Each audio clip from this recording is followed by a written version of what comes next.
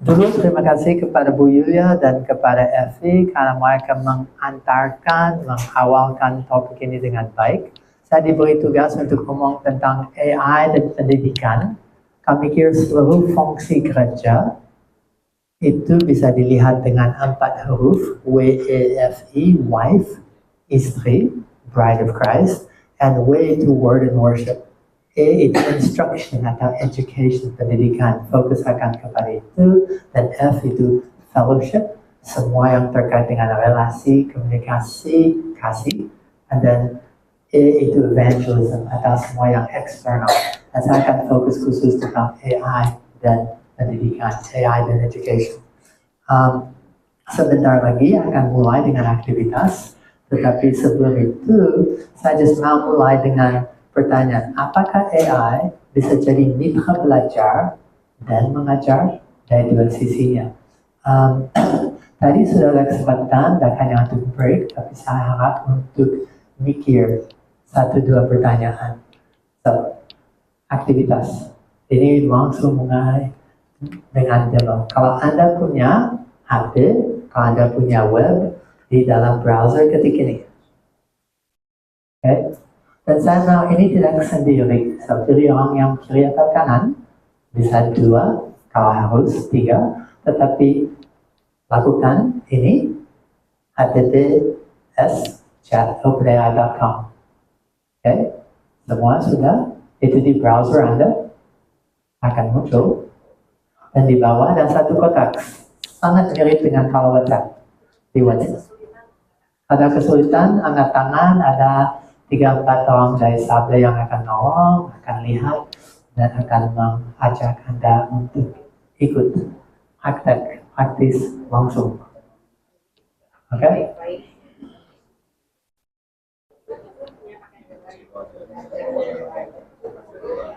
Asumsi ada paket data. Kalau tidak punya paket data, pasti punya orang yang duduk samping Anda. Ya.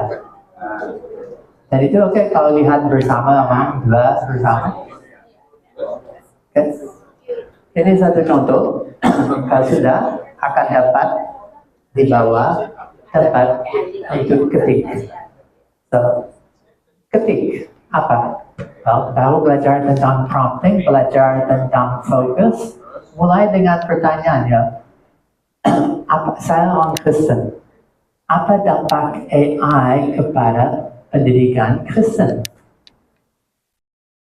Saya orang Kristen. Apakah dampak, apakah kesempatan, atau ceritakan kepada saya tentang AI dan pendidikan Kristen? Pasti ada sesuatu yang muncul jawaban. Lihat itu. Tanya teman yang samping, gimana? You dapat apa? Okay? Give me back my... Ya, itu akan ada banyak. Okay, so... ya, kalau dalam bahasa Inggris, ya, apa perbedaan tentang AI dan pendidikan klasik? Pendidikan klasik seperti apa? Ingat zaman dulu? Ingat sebelum COVID? Ada sesuatu yang terjadi setelah COVID. Pendidikan dipaksa jadi digital, jadi online. Okay? Dan dari jawaban mungkin ada sesuatu yang menarik dalamnya. Apakah itu ngomong tentang customization, tentang apa di dalamnya? Silakan tanya lanjut. Bisa tanya hanya 1 pertanyaan, tapi mulai conversation. Saya ingat ada satu Sabda Youth Instagram program, judulnya sangat menarik. AI, akhir dari pendidikan, tanda tanya, apakah AI is the end of education? Pendidikan tidak akan lagi seperti itu.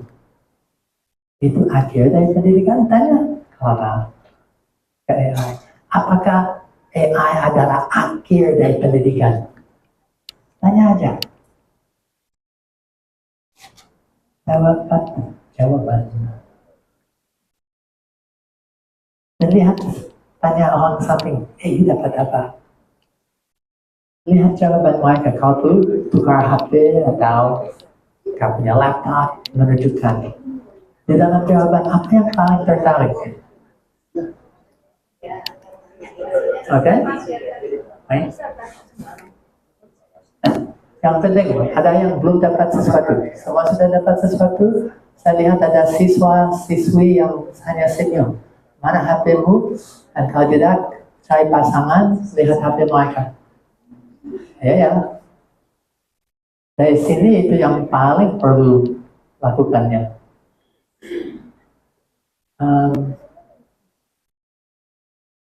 Satpam Sabda, ada yang tidak lakukannya? Ada pun? Sudah, oke. Nah, nanti saya kembalikan kepada ini. Dan akan ada kesempatan untuk tanya apapun yang email dan saya akan jawab. Dan sudah dengar dari Bu Ida dan Effie seputar AI. Dan kalau punya pertanyaan umum, saya juga akan jawab atau khusus terkait dengan topiknya. Oke, so.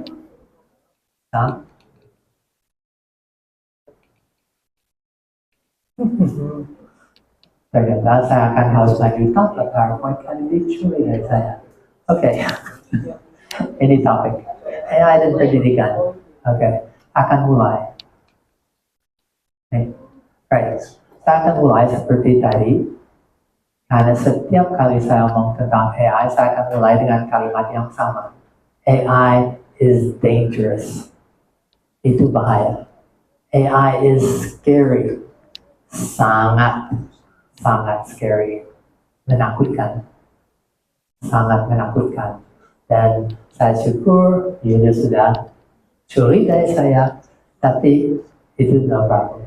Saya mengingatkan dan nanti saya akan jelaskan mengapa dan lebih banyak tentang bahayanya. Juga saya akan omong tentang itu satu apakah dunia yang baru dan dunia kita mau ngomong tentang dunia baru dengan cara dan arti yang lain. Tetapi itu sesuatu yang akan ada. AI is here. Itu sesuatu yang here to stay. Akan ada terus menerus seperti Ibu Yul bilang. You akan mati masih ada. Dan itu akan mengubah segala sesuatu. Change everything. Bagaimana deal with, bagaimana menanggapi dalam dunia pendidikan, lebih lagi kalau lihat salah satu fungsi terbesar dari gereja itu untuk mendidik. Lihat dari perjanjian lama, mendidik anak sampai di Pentecost, mereka kumpul dan hanya makan-makan, enak, dan share bersama. Tapi mereka share pelajaran dan pengajaran. Mereka share doxology, and doxo yang arti Yunani untuk pelaksanaan. Mereka share apa yang mereka mengerti. Yesus, jalan Emmaus membuka mata dan pikiran mereka dan itu di-share. Dia datang, dia menjelaskan. And so, daripada gereja semula, Yesus sebelumnya terus menerus ajar mengajar. Paulus kepada Timotius, percayakan kepada yang bisa dipercayakan kepada yang akan mengajar dengan baik-baik. So, akan ada waktu untuk pertanyaan, akan ada cerita-cerita, dan setelah itu akan kepada yang tujuan dan bagian utama dari presentasi ini. Akan ada 4 realitas dan 1 konsekuensi. Saya pernah sampaikan 4 realitas, 1 konsekuensi itu kepada S3. Orang yang harusnya siap untuk dapat S3-nya, pendidikan Kristen. Setelah presentasi, diskusi 3 jam kelas, untuk 2 tempat SPT yang lain, mereka bilang, aduh, kami harus memikirkan uang separuh atau lebih dari semua yang kami dapat dari awalnya. Ini yang orang yang berarti tanggung jawab untuk mempersiapkan kurikulum, pendidik dan STT dan Universitas Kristen untuk masa depan. Ada sebagian yang tak pernah pakai AI. Ada sebagian lain yang takut AI. Ada sebagian yang hanya coba mikir bagaimana bisa dilarang dari kelas. Dan saya sedang mikir fatal. Dan setelah mereka diskusi bersama, dan saya presentasi, dan dengan pertanyaan yang cukup tajam, mereka sadar kalau mereka ditanggung jawabkan untuk mempersiapkan generasi yang akan datang. Kalau saya lihat STT ini, kalau mahasiswi yang nanti lulus dan kian kepada dunia tidak disiapkan untuk dunia yang penuh dengan AI, maaf, sekolah ini gagal. Harusnya mereka akan punya cara dan pola pikiran tentang pendidikan yang beda. Akan ada cerita banyak dan akan daripada 4 realitas, 1 konsekuensi yang membalikkan semua pengertian. Oke, dan setelah itu secara praktis akan lanjut yang tadi dimulai dan akan ada masa depan. Oke, karena waktu saya tak terlalu banyak, saya akan lanjut. Tapi saya sudah dibilang daripada Roma, dia akan ngomong tentang AI squared, bagaimana beda dengan AI, dan dia bilang, kamu bisa panjang lebar, saya akan harus presentasi. So, saya akan harus lebih cepat. Dan yang di belakangnya ada satu lagi, Aldo yang bilang, kau bisa makan semua waktu. Wah, senang saya. Sorry, you masih tanggung jawab untuk presentasimu. Alright, lanjut. Oke, tadi pertanyaan Anda sudah mulai. Saya akan nanti kembalikan kepada itu, tapi saya akan mulai dengan bahaya. Mengapa itu bahaya? Kemarin saya di Thailand dan saya ngajar untuk 4 hari. Penuh jam 8.30 sampai jam 6.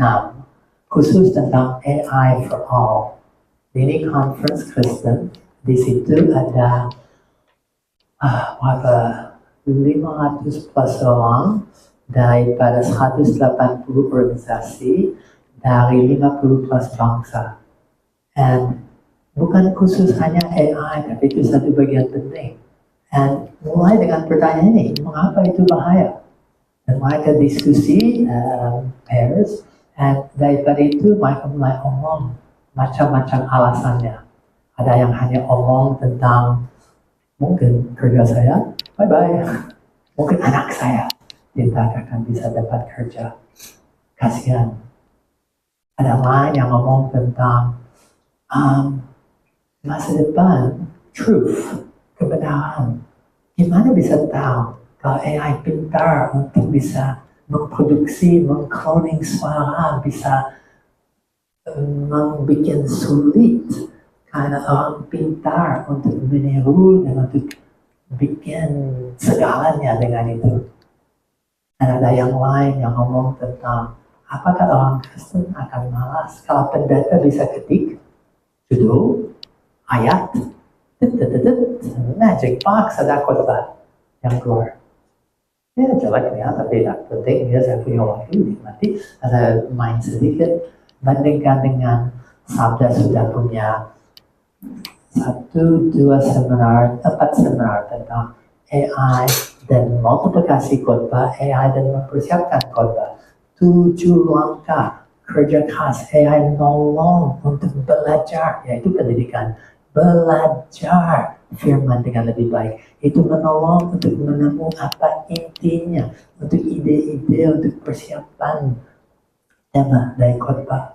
Dan setelah itu untuk struktur, untuk outline, garis besar, sampai draft. Dan 7 langkah akan kerja dari satu sisi lebih keras, tapi tidak sendiri. Ada yang nolong untuk setiap langkah mendampingi.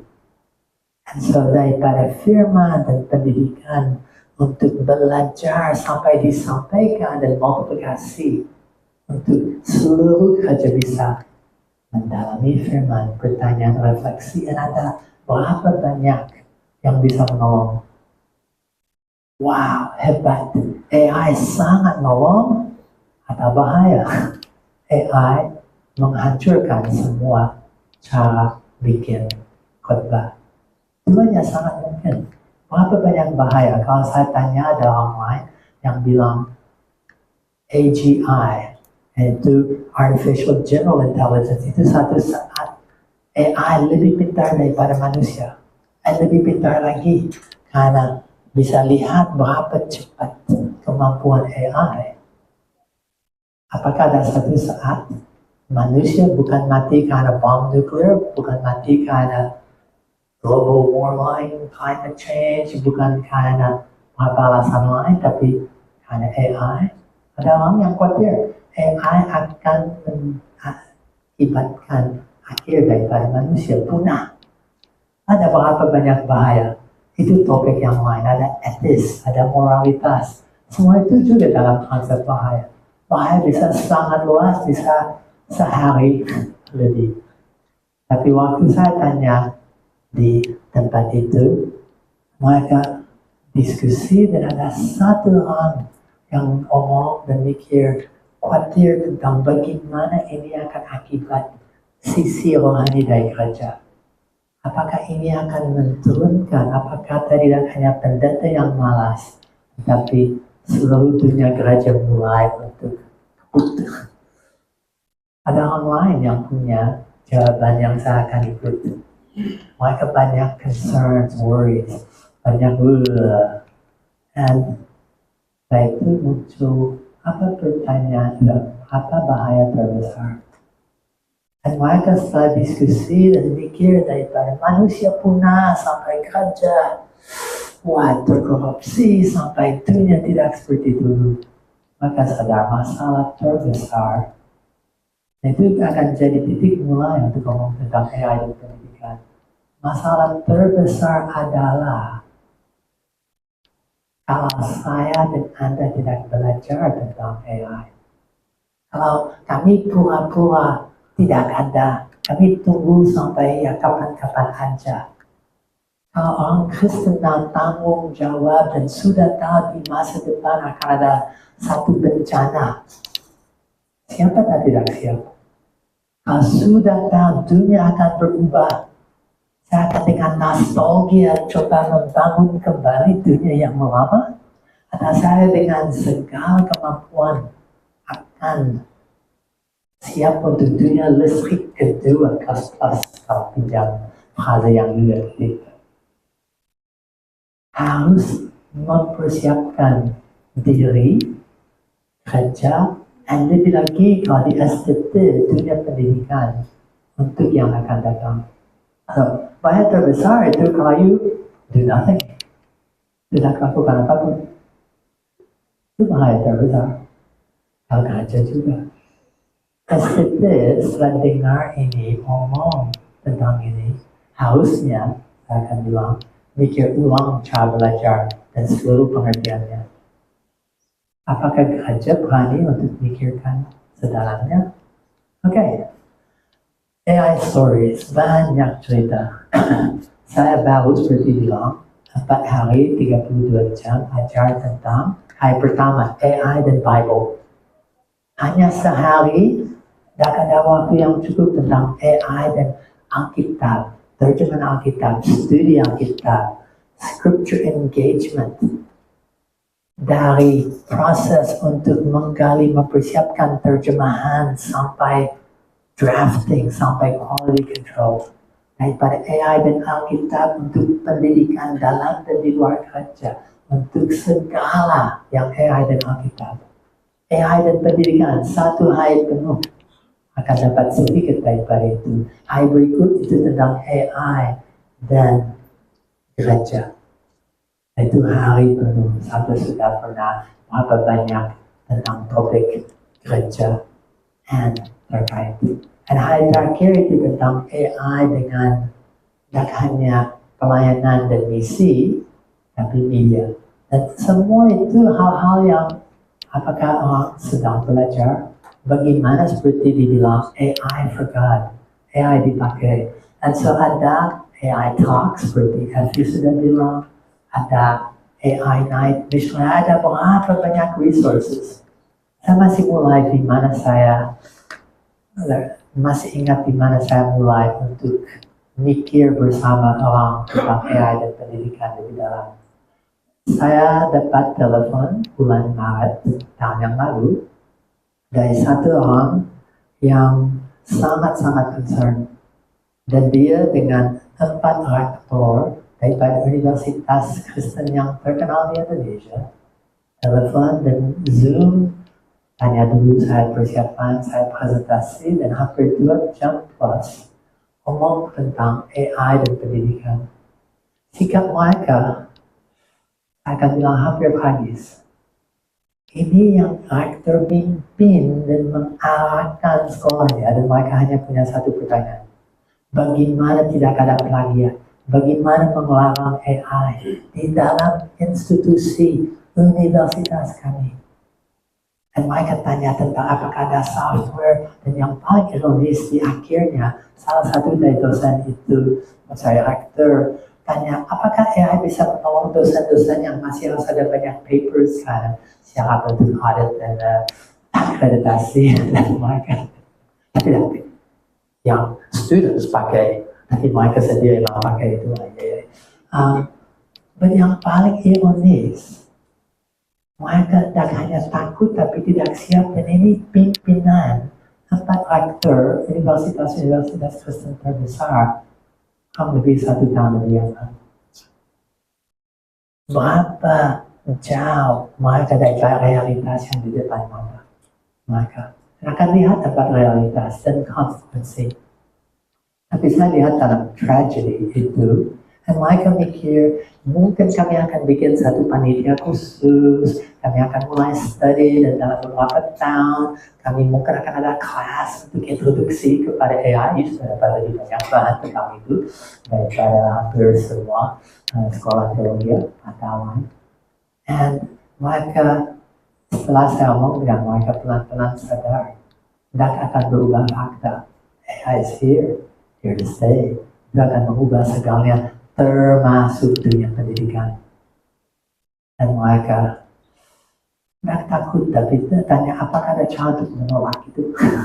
Apakah ada cara untuk membela diri? Apakah ada cara untuk hanya mendidik dengan klasik, dengan cara yang lama? Sorry, tidak ada. So, itu yang untuk PhD atau S3, saya ngomong tentang flip, reversal, S3 sudah ngomong tentang AI dan pendidikan. Seluruh mahasiswa dari 2, 3, 4 S3 datang. Di satu dosen terlalu sibuk untuk datang, kecuali satu yang jadi penjaga. Di satu yang lain, semua dosen tanya secara jalur pribadi, apakah bisa memberi semua bahan ini kepada kami, tapi di ruangan yang lain dan di saat yang lain. Mereka malu untuk mahasiswa tahu mereka harus belajar hal yang sama. Mereka sendiri tidak siap untuk itu. Dan lebih daripada itu, bagaimana kalau ngomong AI, itu tidak satu yang baru muncul. Sabda dulu IT for God. And IT, information technology, teknologi generasi kedua adalah AI. Dan mereka pernah mengajar digital Bible study. Dan itu hanya 2-3 tahun terakhir setelah COVID, dengan kesadaran berapa banyak sekolah teologi belum siap untuk dunia yang digital, hanya karena COVID dipaksa untuk sekarang jadi digital dan lari kembali ke cara yang lama. Dan kalau belum digital, itu prasyarat untuk bisa kerja baik dan mengerti AI. Gimana untuk berapa banyak kita hanya STD, tapi kerja yang setelah COVID, semua yang mereka mulai belajar, lari kembali ke dulu. Atau hybrid dan mulai maju terus. Oke? Ada kurikulum, sudah banyak cerita yang baru terjadi. Ada satu malam dengan kurang lebih 100-an orang daripada 50 plus organisasi Kristen terkenal di dunia. Dan saya jadi moderator, mimpin panel 6 orang.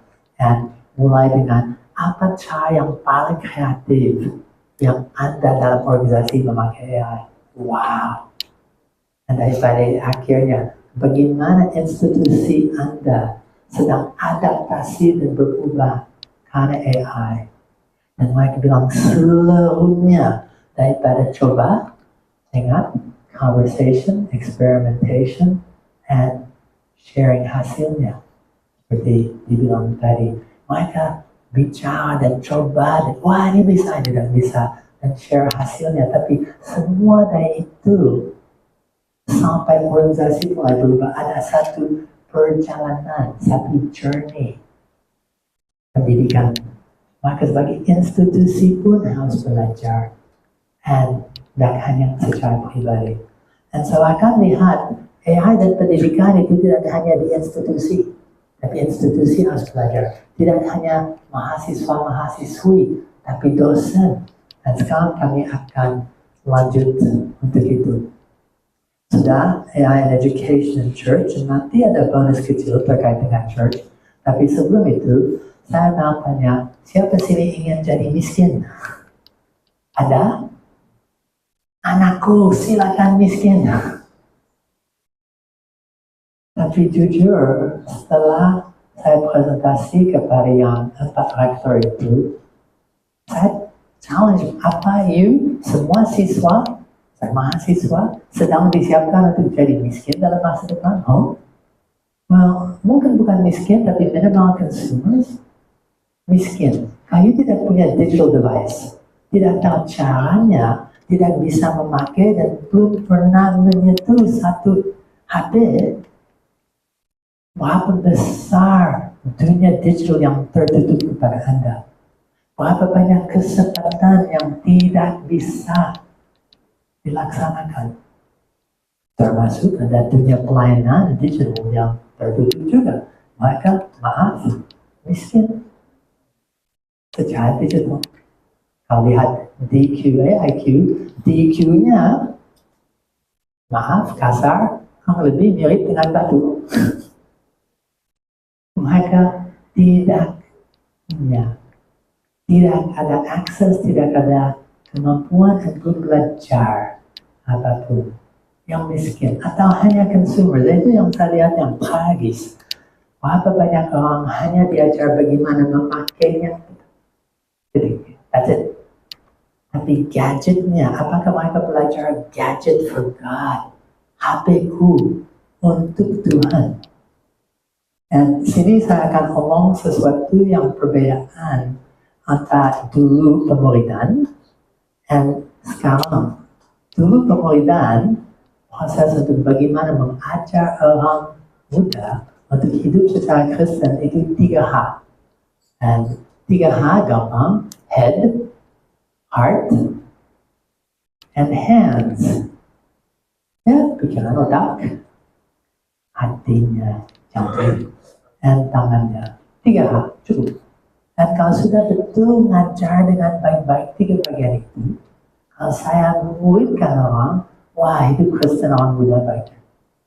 Mulai 15 tahun yang lalu di Amerika, 10 tahun yang lalu di Indonesia, dan sangat jelas 5 tahun terakhir, tidak cukup, tidak laku lagi. 3H tidak bisa. Itu harus 4H. 4H, pemuridan itu 4H. Masih harus head, masih harus hati, masih harus hands, tapi juga harus HP. Kalau tidak memuridkan HP-nya bersama utuh orangnya, tidak bisa, maaf. Mengapa? HP jadi cara mereka lihat dunia, cara mereka ekspresi diri di dunia, bagaimana mereka dengar, dan bagaimana dunia daripada masuk sampai keluar itu jadi filternya lebih, itu jadi bagian dari identitasnya. Itu seperti kalau saya buang ini, dan baca lagi. Apa baca? Wah, gimana saya bisa interaksi dengan sebagian besar daripada dunia itu? Kalau saya tutup telinga, dan dengar, bagaimana memuridkan orang yang tidak bisa lihat dan dengar? Ada, tapi wah sulit sekali. Dan so pemuridan yang satu aspek daripada dunia pendidikan dijadikan dari 3H sampai 4H. Nah, gereja hampir membunuh diri karena apa? Sebelum COVID, setiap kali ke gereja ada bulat merah besar di depan di LCD. Dan di situ ada gambar HP-HP dan satu garis merah. Jangan matikan, jangan bawa, jangan HP. Semua orang muda mungkin sekali, tapi lebih baik matikan jiwaku daripada HP-ku. Dan mungkin langkah pertama itu keselamatan, itu jiwaku mati, kami ngomong itu saat yang lain. Jadi mereka 1-2 kali, apakah akan lagi? And sebelum HP mulai terintegrasi dengan cara pelayanan, kalau belajar tentang Digital Ministry Learning Center, dan semua hal itu ada berapa banyak tambahan dan perjuangan kepada itu. Tapi sebelum HP jadi bagian daripada cara belajar, termasuk pemuridan, macet dan tidak jalan. Sekarang kami akan ngomong tentang AI dan pendidikan, 4 realitas dan 1 konsekuensi. Dan masih akan miskin atau hanya akan consumer, pengguna, atau akan producers. Apa arti producer? Itu orang yang user generated content, itu orang yang tidak hanya pemakai, tapi bisa pakai itu dengan tanggung jawab, dengan kreatif. Tidak hanya untuk aku diri sendiri, tapi untuk orang lain. Dan berapa besar perbedaan orang yang dengan gadgetnya pakai itu untuk jadi berkat kepada kerajaan Allah. Untuk berapa banyak seperti itu. So anyway, AI. You saat ini apakah AI miskin? Sudah memakainya, sudah sering melakukan sesuatu dengan itu, atau belum pernah? Bapak, kalau masih di kategori ini, ini you sudah jadi kaya. You sudah coba, dan you sudah pindah ke kategori consumer. Dan itu oke. Consumer yang baik, punya penuh dengan itu, apakah bisa dipakai dengan sebaiknya?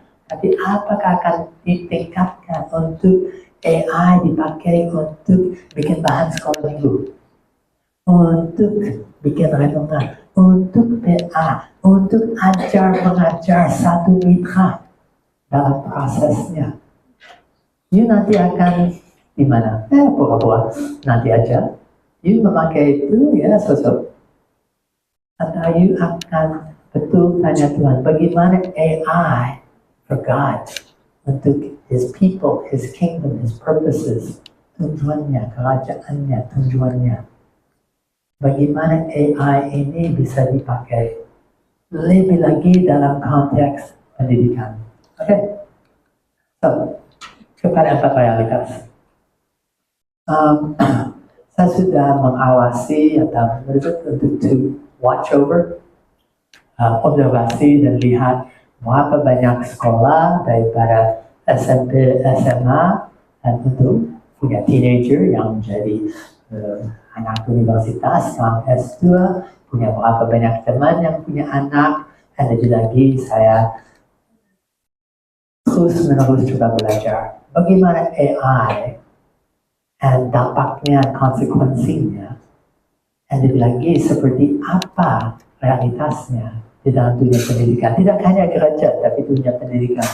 Dan realitas pertama, itu sesuatu yang banyak sekolah dan lebih lagi guru-guru, ya semua baik-baik aja, tetapi fakta ini.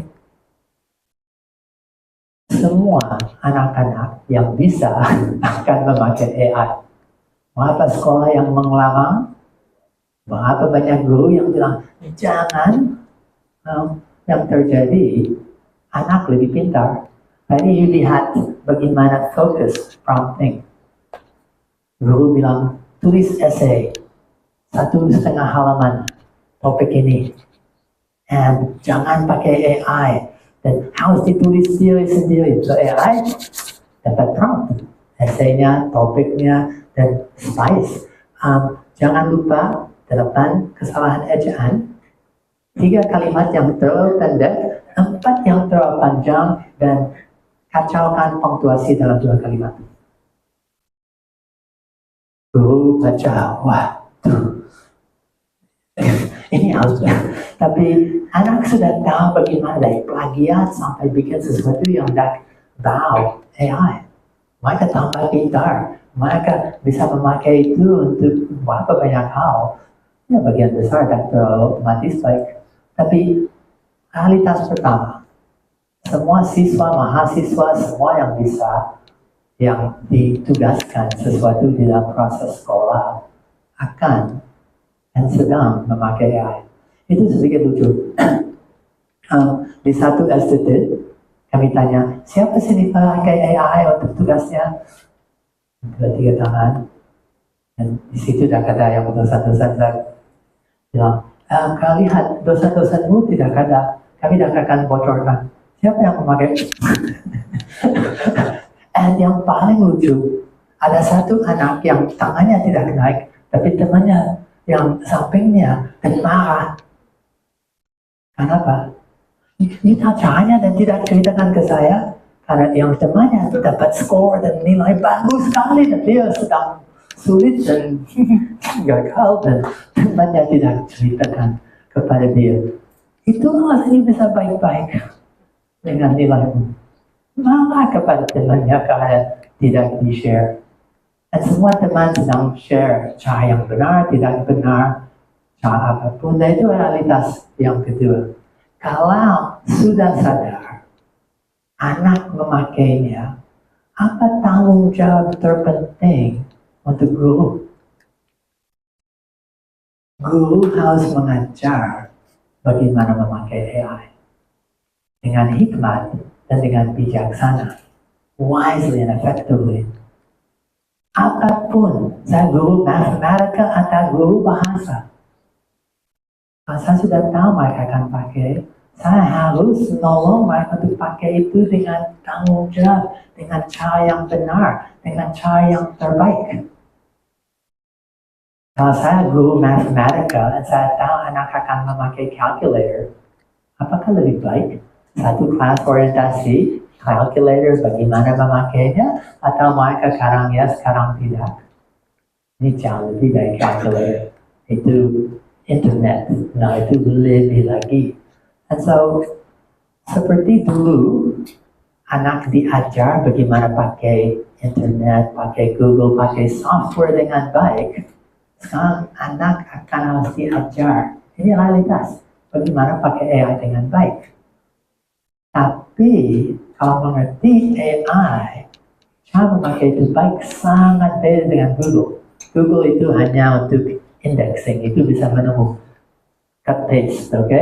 Email tentang ini ada di sana, halaman kedua, bahan, and AI tidak seperti itu. AI akan masuk belajar dari semua dan selalu akan memberi satu jawaban yang unik. Lebih daripada itu, akan lihat itu bukan inventory-based learning or pre-existing learning, bahan yang sudah ada, tapi itu saat yang you tanya akan bikin jawaban yang mungkin benar, mungkin tidak. Halusinasi. Satu bahaya yang belum didiskusi itu, maaf, AI bukan Tuhan, bukan dewa, dan tidak selalu benar. AI bisa salah, sangat salah, ngawur, minta pun, namanya halusinasi. Kadang-kadang itu harus dikoreksi, dan itu penting untuk bisa punya hikmat dan bijaksana untuk kapan benar, kapan tidak. Itu hanya satu alat untuk bisa tahu bagaimana pakai cara, alat, dan proses untuk checking. Nah, banyak orang yang selalu pakai sedikit, wah bagus, dan tanpa mikir, karena bagusnya, terima segala yang berikut. Nah, itu bahaya.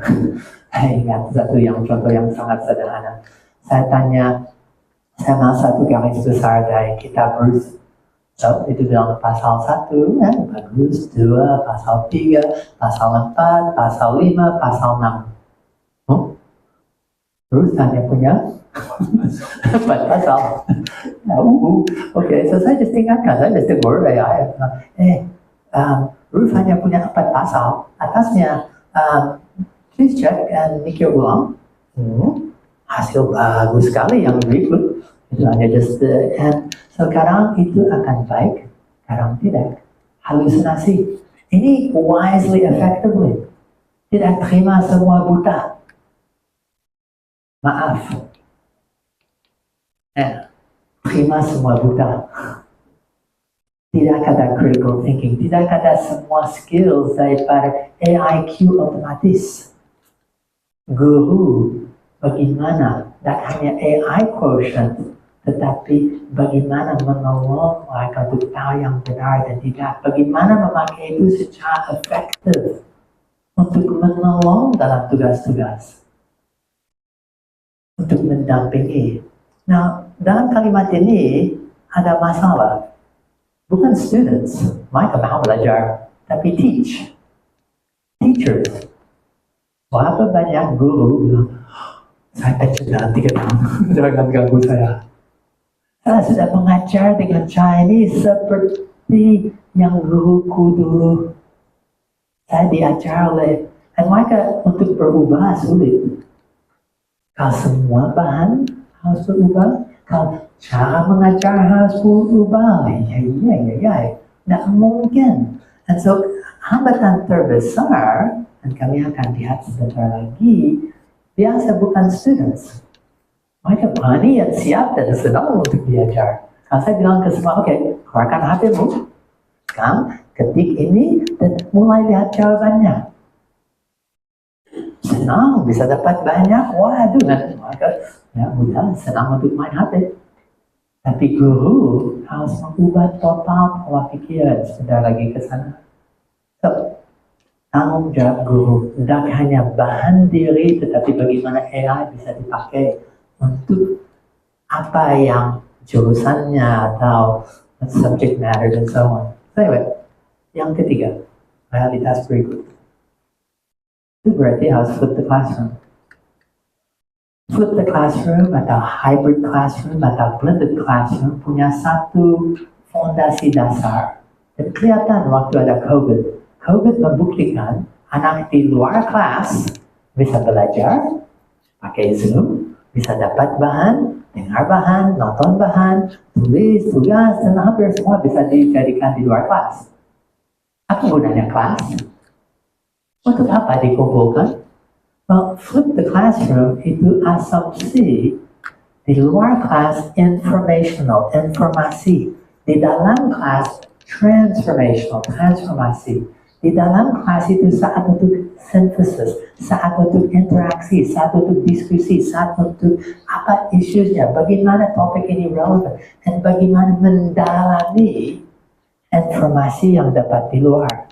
Bukan seperti traditional class. Traditional class ada orang, and you dengar baik-baik, and talking head, kepala yang gerak dan ngomong, akan menyampaikan bahan, kalau itu sistem Indonesia dulu, dan you akan tulis dengan baik-baik catatan, hafal semua, yang paling penting koma di mana, dan titik di mana. Untuk diulang dengan persis samanya. Cara konsep pendidikan di zaman AI, membalikkan semuanya total. Kelas dan fungsi kelas tidak lagi untuk hanya dapat informasi, tapi untuk itu diproses. Tidak hanya untuk diri sendiri belajar, tapi apapun dari luar yang sudah disiapkan di bawah untuk share. Dan saya memberi satu contoh yang sederhana. Sabda lakukan untuk PA. PA yang dipimpin atau diarahkan oleh AI itu tahun yang lalu untuk sebulan. Caranya kata orang per kelompok PA. Oke, baik. Ada ayatnya, ada perikop. Dan setiap orang ambil perikop itu dengan AI. Tempatnya tidak ngomong, tapi dengan itu dan mereka mulai untuk lihat satu latar belakang ini menggalikan firman dan kata dan studi kata ini, apakah ada ilustrasi yang baik ini, mendengar itu dengan beberapa versi yang lain, dan semua pakai cara yang sesuai dengan keinginannya untuk belajar tentang firman itu. Informasi seputar perikop atau ayat tidak waktu bersama, tapi bersama AI yang jadi assistant, dan mereka sampai bergaul dengan AI-nya. Tapi setelah itu, setelah 15 menit, mereka kumpul bersama lagi dan dapat orang sharing. You dapat apa? Oh, saya lihat ini. Ada ternyata latar belakang seperti ini. Tahukah? Raja Herodes ada, dan seterusnya. Dan mereka bisa share hasil dan mereka sangat nikmati dan jujur daripada feedback karena sampai selalu lakukan berapa banyak jenisnya. Mereka kaget berapa lebih dalam dan berapa lebih banyak nikmat. Dan lebih lagi dalam kelompok, mereka bisa mulai ngomong tentang aplikasinya, mereka bisa ngomong tentang pelajaran dan apa yang saya bisa dapat, tak hanya dengan AI tapi dengan teman-teman waktu sharing. Itu contoh flip the Bible study. Di flip. Di luar, persiapan bersama AI, waktu datang sangat bermanfaat saat itu. Saya tidak berani untuk ngomong tentang tak hanya flip the classroom, tapi kalau ngomong AI dan gereja, apakah siap dan berani flip the mimbar? Untuk semua terkait dengan bahan, mungkin itu topik ini dengan ayat dan perikop ini. Orang sudah mulai belajar sebelum datang hari Minggu, sewaktu hari Minggu, dan hanya khotbah untuk tahu apa isinya. Tapi sekarang apa implikasinya? Apakah relevansinya? Dan itu mungkin untuk sementara kelompok 2-3 orang untuk diskusi apa yang mereka dapat. Mungkin akan ada beberapa orang yang share. Waduh, mimbar, hari Minggu, khotbah, berapa dalam pengertian akan firman. Berapa dalam kemampuan untuk mikir, aplikasi. Maaf, saya tidak berani untuk ngomong tentang flip mimbarnya, tapi flip classroomnya sudah dibukti sejak COVID. Tapi prinsip, karena dari mimbar kami belajar firman, dan dididik, prinsip ternyata ada kemiripan. Realitas berikut, change, harus berubah. Apa yang diajar, dan cara daripada pendeta dan khotbahnya guru sekolah minggu, tapi di luar konteks itu dan menakutkan waktu yang S3 belajar dan sadar mereka harus mengubah cara dan apa yang mereka ajar. Kurikulum tidak akan sama, kelas tidak akan sama, tanggung jawab dan peran saya sebagai guru tidak akan sama. Cara harus berubah. Mereka capek dengar itu karena mereka langsung bisa mulai mikir masa depan tidak seperti dulu. Kata ini change, ingat sudah muncul tadi. AI ada, AI akan ada terus, itu akan change everything, mengubah segalanya. Harus mengubah apa dan cara mengajar. Dan ini realitas. Mau tidak mau dalam dunia AI dan digital, ini adalah yang terjadi. Maaf, sulit untuk terima. Lebih lagi kalau sudah hidup sebagai guru puluhan tahun. Ada guru sekolah minggu, mengapa cara yang lama tak jalan dengan baik seperti dulu. Atau youth leader. Oke? Jadi apa faktanya? 4 realitas, jadi 1 fakta. AI akan harus diajak dalam kelas. Nah, apa artinya? Karena saya mau you nangkap ini. AI kalau saya ajak dalam kelas, itu berarti saya tidak ngajar sendiri. Untuk persiapan kurikulum, persiapan bahan sebagai guru, dosen, atau orang yang presentasi, AI mendampingi dan menolong. Saya punya assistant, saya punya intern. AI, assistant, intern atau magang yang inovatif, AI. Saya tidak mengajar sendiri, saya co-teaching, tandem teaching, mengajar bersama. Dan setelah itu untuk informasi ya, kasih kepada AI. Tapi untuk apa dampaknya, apa issues-nya. Ya, nah saya akan nolong untuk itu, untuk bisa transformasikan hidup. AI diajak dalam kelas. Lebih daripada itu, setiap siswa mahasiswa punya tutor pribadi. Satu les, orang yang meles. Les kan les, what is? Orang yang lakukannya les, no? Anyway, orang tutor, orang yang private teacher yang bisa menolong mereka untuk belajar customize. Orang ini pintar belajar ini, tapi ini ya sulit. Ya, nolong mereka dengan itu. Anak ini balik, yang tadi sulit, ini gampang. Dan ini ternyata pintar segalanya. Saya menolong untuk tambah dalam topik yang tidak bisa disampaikan dalam kelas. Dan ini wah lambat sekali. Tapi AI pelan-pelan sabar menolong informasi bandingkan dengan waktu bertemu dan seterusnya. Tapi invite AI in your class, undang AI dalam kelas. Tandem co-teaching, personal private tutors untuk semuanya. Siapa sini sudah pernah bayar untuk anaknya les?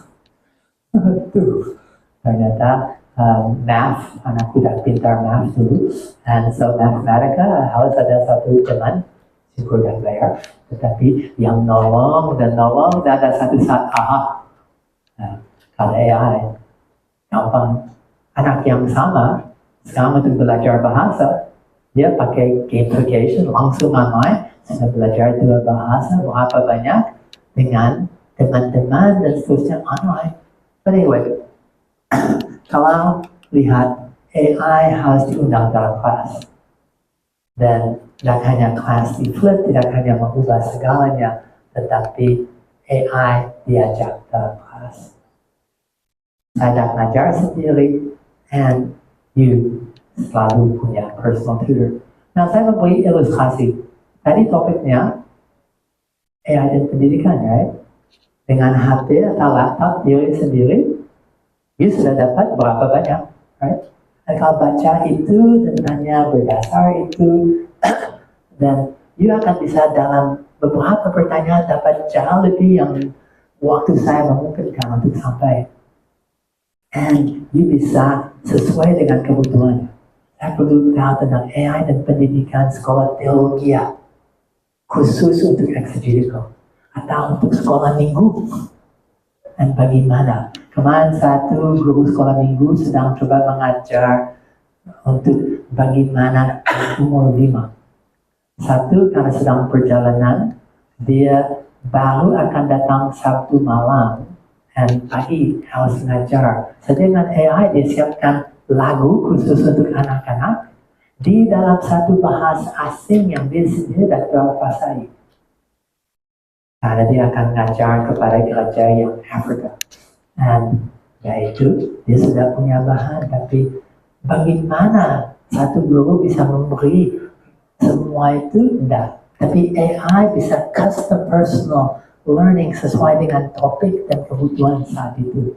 Dan itu perbedaan antara nama inventory based learning, curriculums, and micro learning, tapi semua sudah disiapkan sebelumnya. Harus ada buku, harus ada bahan, harus sudah persiapkan semua. Dan itu sangat nolong. Dasar dan fondasi klasik, saya akan selalu bilang, yes, perlu. Saya sendiri punya 15.000 buku. Pustaka yang lebih besar dari seluruh ini, tembok ini dan tembok ini. Pustaka pribadi 15.000 buku. Saya sangat-sangat percaya classical learning penting.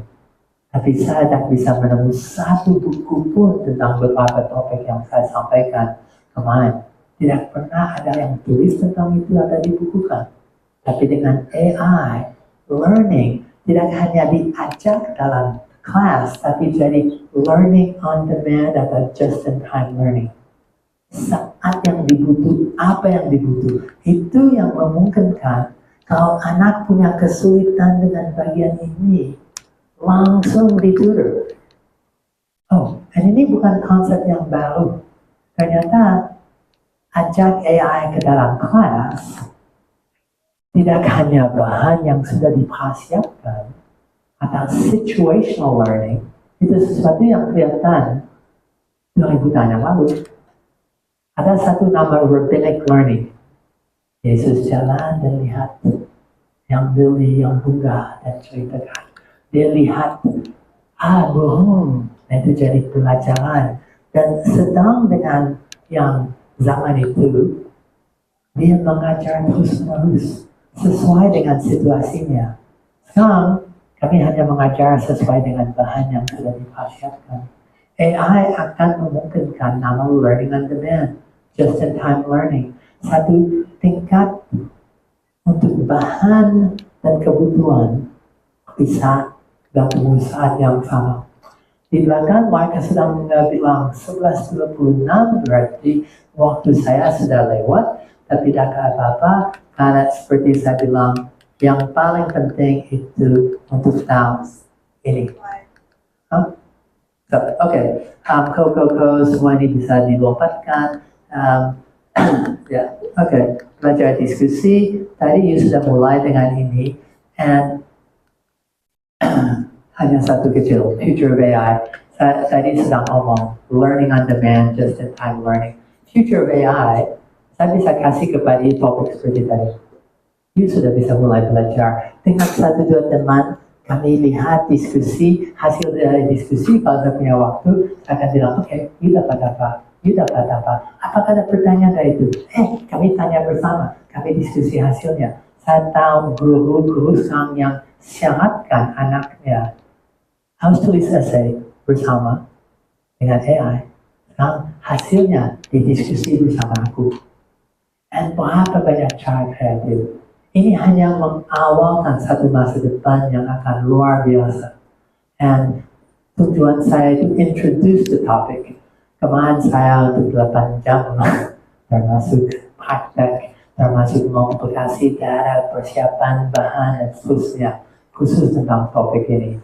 Dan maaf saya hanya bisa just memberi satu introduksi kecil, tetapi AI dan pendidikan, AI dan masa depan, and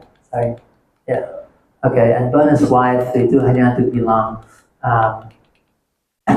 yang bagian ini instruction pengajaran, tapi waktu saya lebih dari lewat dan sana Roma ingin lanjut dengan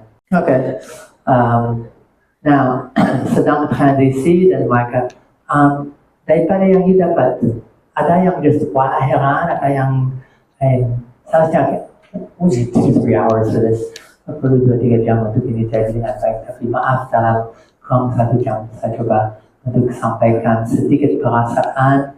Dan apapun yang Ima tahu, tadi sudah ChatGPT, you sudah mulai dan lanjut prosesnya. Apapun yang pertanyaan tentang yang sama, tanya GPT, tanya teman dan bersama, gali dan lanjut journey and eksperimentasi ini.